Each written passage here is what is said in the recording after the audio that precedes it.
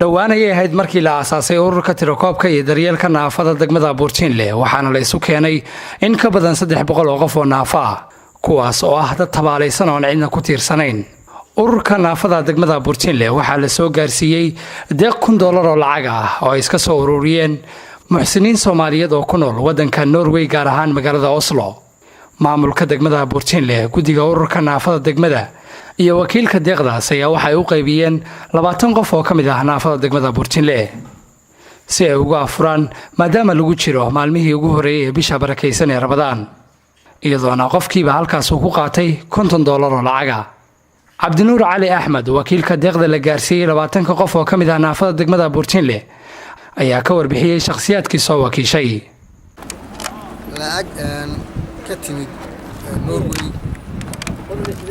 Oslo oo ay soo wakiilatay gabar la yiraahdo Raxmo Cali Barre oo ay tiri gaarsiiyay dad Buurtinle jooga oo curyaamo ah oo ay ku soo sadaqaysteen iyadii dad kale oo jooga meesha oo ay yiraahdeen waxaan rabnaa inay ku afuraan Ramadaan haddii Allah idmo lacagta waan soo waan keenay waana ku wareejiyay gudoomiyaha dadka u qaybinaya gudoomiyaha curyaaminta iyo gudoomiyaha degmada Buurtinle محمود بوردبي يا فرتون أحمد صوفي وقدوميها ريامة أورك ريامين تأه لعكتها وانا لقيب شيء دتكينا ولا جارسيي هذا إلهي وهن لنا هاي دتكاس وقصر رونادا وقصر روناتين قصر رونادا هذا إلهي ده كدقو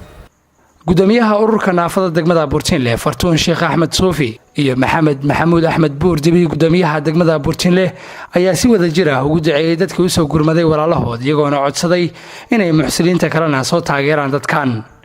maadaama lagu jiro bishii khayrka badnayd ee Ramadaan. ilaahay waxaan uga baryaynaa intaad keenteen ajri xasanaad ilaahay inuu idinka siiyo inta kalena ilaahay inuu soo qasbo aniga iyo gudoomiyaha degmada Buurtinle iyo dadka soo wakiilateenba waanu u qaybinay sida aad arki doontaanba hadii ilaahay insha Allah biidmillaah kariim dadka masaakiinta ah lacagtii waxaan u gaarsiinay $50 dad 20 qof baan siinay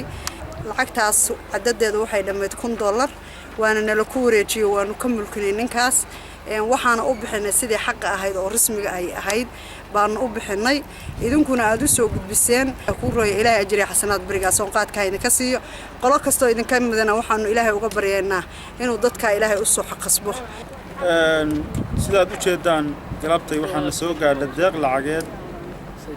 oo naga soo gaadhay Raxmo Cabdullaahi Barre Raxmo Cali Barre oo ku sugan Oslo Norway